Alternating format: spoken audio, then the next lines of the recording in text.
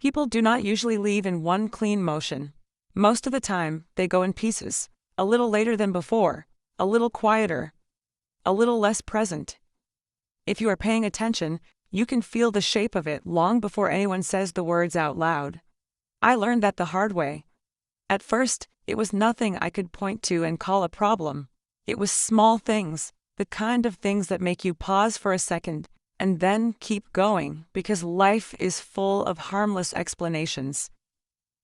He started checking his phone more often during dinner, not in a dramatic way, just enough to break the easy rhythm we used to have. We had been the kind of couple that talked about ordinary things without needing a reason. We talked about traffic, the weather, the weird little things we noticed on the way home, what we forgot to buy, where we might go on the weekend if we were both free. Then those conversations started getting shorter. A pause would hang in the air. The glow of his screen would light his face. He would look down, type something, set it aside, and then come back to me like nothing had happened. I told myself there was a reasonable explanation. Work was busy. He was tired. Maybe he had too many people pulling at him from too many directions.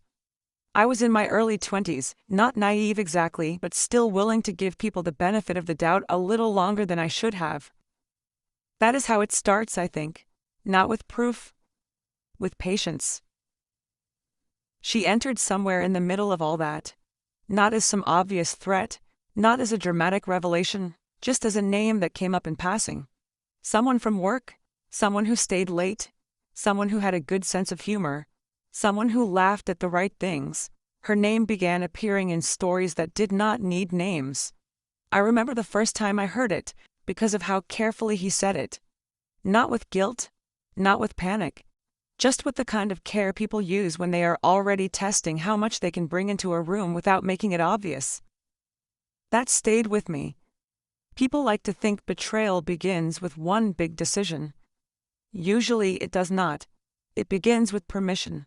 A message that could have waited, a conversation that went a little too long, a glance that lasted just a second more than it should have. Tiny allowances, repeated often enough that they stopped looking like choices. I watched those allowances grow. He started coming home a little later. 10 minutes at first, then 15. Then enough that I noticed without needing to ask. His clothes carried a different smell sometimes when he walked in. Not something strong, just enough to feel wrong once I paid attention. A floral note mixed with something sharper, something cleaner, something that did not belong to our apartment. I did not ask about it. I knew enough already to understand that asking too early only gives someone time to build a lie around the question, so I watched instead. She met me once, in person, at a small gathering a few weeks later. It was one of those ordinary social nights that feel harmless until much later, when you realize how many important things can happen around paper cups and cheap food, and people pretending not to notice what they notice. She was kind to me. Almost overly kind. The kind of kindness that lands carefully, like it has been practiced in front of a mirror. She remembered my work. She asked about my schedule. She smiled at me with exactly the right amount of warmth. Nothing about her looked wrong. That was the problem. If anything, she seemed careful. I have learned that careful people do not move quickly. They do not make reckless mistakes. They wait. They watch. They let other people lower their guard first. And she waited. I could see it in the way she placed herself near him whenever the room allowed it. Never too close when I was around. Never too far when I was not. She moved like someone who understood timing. Like someone who knew that the quietest kind of taking is often the one people notice last. After that, I started noticing gaps, the few minutes he could not account for. The messages that stopped the second I entered a room. The way his attention shifted away from me, not in a sharp way, but slowly, steadily, like a hand sliding off a table. There is a moment when you realize you are no longer the center of someone's world. It does not arrive with a dramatic speech. It comes quietly, like you have reached for a chair that has already been moved a few inches away. At first you barely register it. Then you feel the empty space. I reached that moment without saying a word, and once I did, I made a decision. not to argue, not to beg, not to try to outshine her or drag the truth out of him with tears and anger. I had no interest in making a scene. Scenes are for people who still believe the right words can fix something that has already started to rot. I decided to step back. So I gave her room. I stopped asking where he was. I stopped filling silence just to keep us connected. I stopped reminding him of the little habits and plans that had once made us feel like we belonged to each other. I let the distance grow without trying to close it. At first, he noticed. He asked me, in that distracted way people use when they want reassurance without having to give any back, whether I was tired, whether something was wrong, whether I wanted to talk. I answered the way someone answers when they've already chosen not to explain anything. I said I was fine. I said I had a lot on my mind. I said it was nothing he needed to worry about. He accepted that far too easily. That was useful information.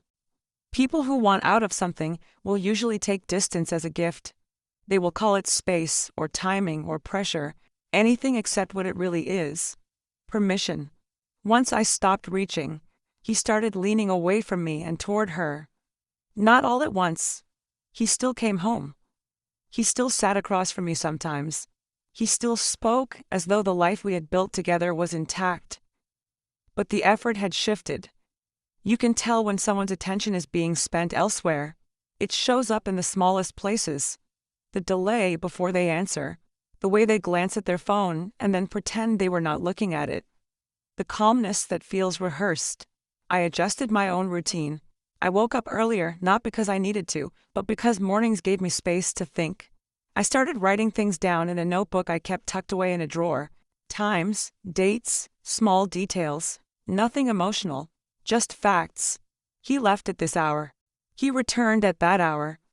He mentioned her name. He did not mention her name when he should have. I was not hunting for a dramatic smoking gun. I did not need one. The truth was not hiding. It was repeating, and repetition more than anything else tells the story. Weeks passed that way. Our relationship did not end in one sharp break. It thinned out. It became something you could almost ignore if you were busy enough. We still shared a space. We still ate together sometimes. We still moved around each other like people who knew each other's habits. But the connection had changed, and we both knew it. We were just waiting for the change to become official. Then it did. They stopped pretending. The signs came through social media first, then through mutual friends who suddenly had no problem saying her name around me. They started showing up together in places where before they would have been more careful. No more quietness. No more half-hidden timing. They were visible now, which meant they felt safe. People reached out to me after that. Some asked if I was okay. Some tried to soften what they said, as if that made it kinder. Some pretended not to know anything and then brought it up anyway. They expected a reaction, tears, rage, a public unraveling, something they could recognize as heartbreak. I gave them the same answer every time. I said I was fine, and I was. Not because it did not hurt, it did. But the hurt had already passed through me by then and become something else. Pain is sharpest when there is still uncertainty attached to it. Once the truth settles in, the pain loses its edge. It turns into understanding.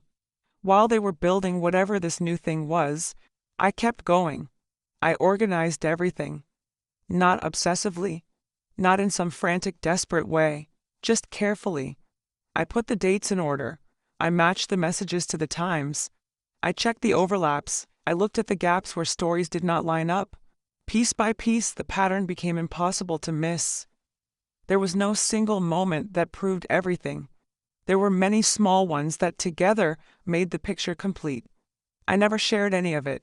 That was the part nobody expected. If I had gone after them right away, it would have looked like anger. People would have decided I was emotional, jealous, dramatic.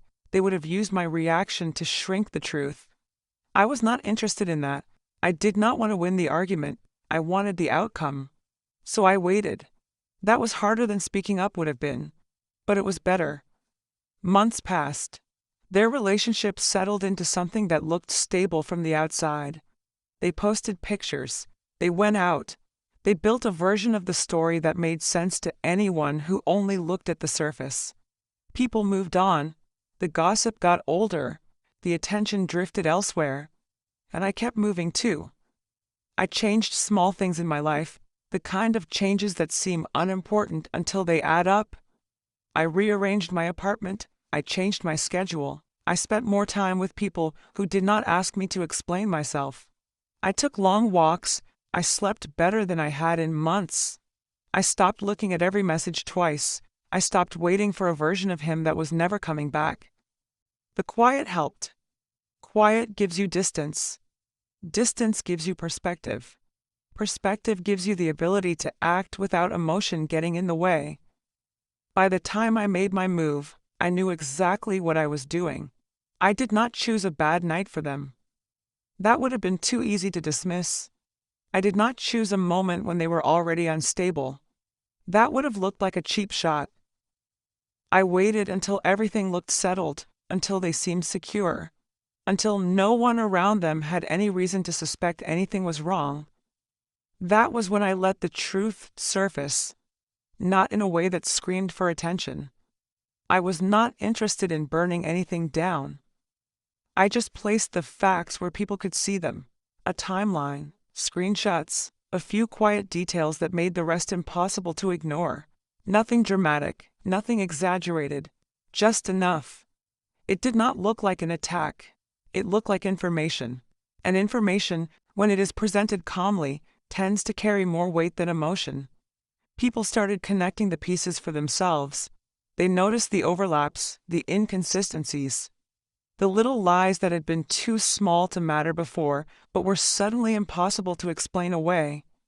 They began asking questions. Not about me, about her. That was the shift. I had never made myself the center of the story after everything started going wrong. I had stepped back. I had gone quiet. I had let other people tell themselves whatever version they liked. So when the truth finally came into view, there was only one place for suspicion to land: on the person who had moved in so carefully. He saw it too. I could tell by the change in him. The certainty he had carried before started to break apart. The same tension he had once brought into our relationship began showing up in theirs. Hesitation, distance, a kind of awkwardness that grows when people realize the thing holding them together was never as solid as they believed. Trust does not rebuild easily once it is cracked, especially not when it was built on something shaky to begin with. I did not get involved after that. I did not need to. Everything was already moving on its own. The truth did the work for me.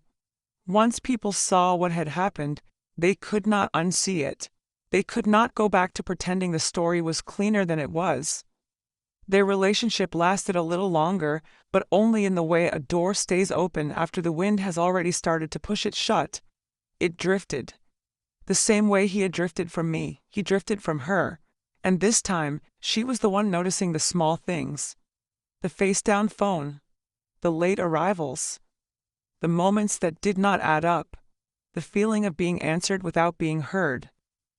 I imagine she recognized it.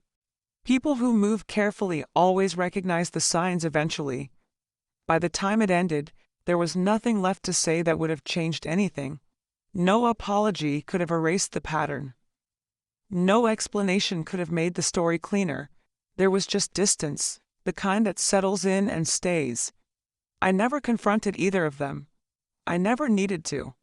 Everything important had already been shown. Not loudly, not in a way that made a scene, just clearly. That was enough. Looking back now, I do not think I was ever trying to keep him.